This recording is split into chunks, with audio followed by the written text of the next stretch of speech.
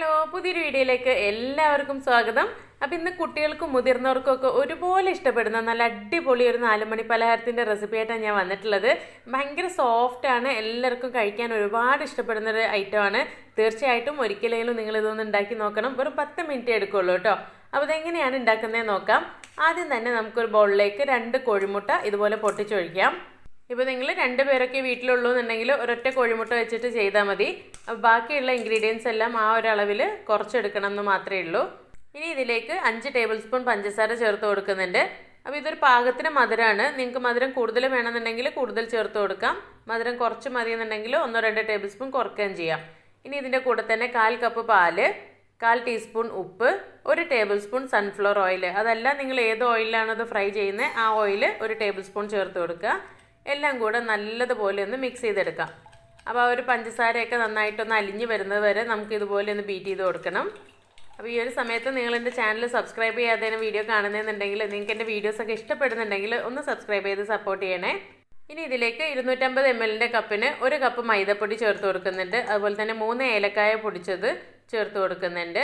ഒരല്പം പഞ്ചസാര ചേർത്തിട്ടാണ് ഞാൻ പൊടിച്ചിട്ടുണ്ടായിരുന്നത്. ഇനി ഇത് നന്നായിട്ടൊന്ന് മിക്സ് ചെയ്ത് കൊടുക്കാം.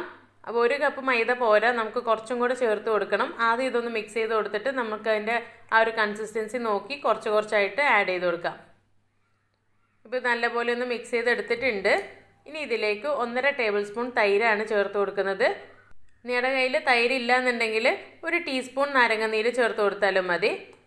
അപ്പോൾ ഇതും കൂടെ ചേർത്തിട്ട് നല്ലതുപോലെ ഒന്ന് മിക്സ് ചെയ്തെടുക്കുന്നുണ്ട്. അപ്പോൾ ഇത് കുറച്ച് ലൂസായിട്ടാണ് ഇരിക്കുന്നത്, അതുകൊണ്ട് ഞാൻ 1/4 കപ്പ് മൈദപ്പൊടിയും കൂടെ എക്സ്ട്രാ ചേർത്ത് കൊടുത്തിട്ടുണ്ട്. അപ്പോൾ ഇത് നല്ലപോലെ ഒന്നുകൂടെ ഒന്ന് മിക്സ് ചെയ്തെടുക്കാം. ഇതിലേക്ക് ഞാനൊരു 1/4 കപ്പ് മൈദപ്പൊടിയും കൂടെ വീണ്ടും ചേർത്ത് കൊടുത്തിട്ടുണ്ടായി.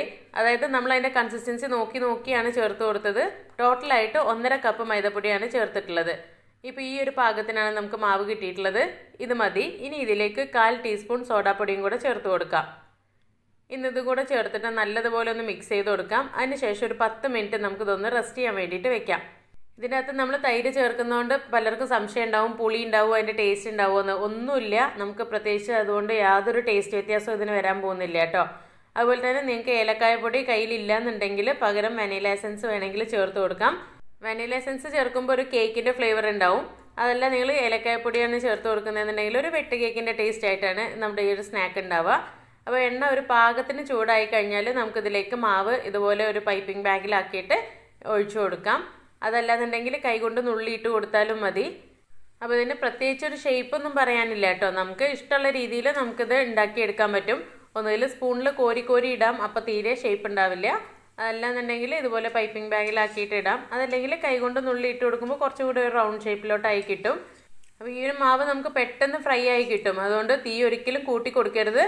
അതുപോലെ തന്നെ ഇത് എണ്ണ കുടിക്കത്തൊന്നുമില്ല. അതുകൊണ്ട് നമുക്കൊരു മീഡിയം ടു ലോ ഫ്ലെയിമിൽ വെച്ചിട്ട് കുക്ക് ചെയ്തെടുത്താൽ മതി. ഇപ്പോൾ നമ്മൾ കൈകൊണ്ട് നുള്ളി ഇടുകയാണെന്നുണ്ടെങ്കിൽ ആദ്യം കയ്യിലൊരല്പം വെള്ളം നനച്ചിട്ട് ഇതുപോലെ കുറച്ചായിട്ട് കോരിയെടുക്കുക, ഇതുപോലെ നുള്ളിയിട്ട് കൊടുക്കുക. അപ്പോൾ ഇതാണ് കുറച്ചുകൂടി എളുപ്പത്തിലുള്ള പരിപാടി കേട്ടോ. അപ്പോൾ നിങ്ങൾക്ക് ഇഷ്ടമുള്ള രീതിയിൽ ചെയ്യാം.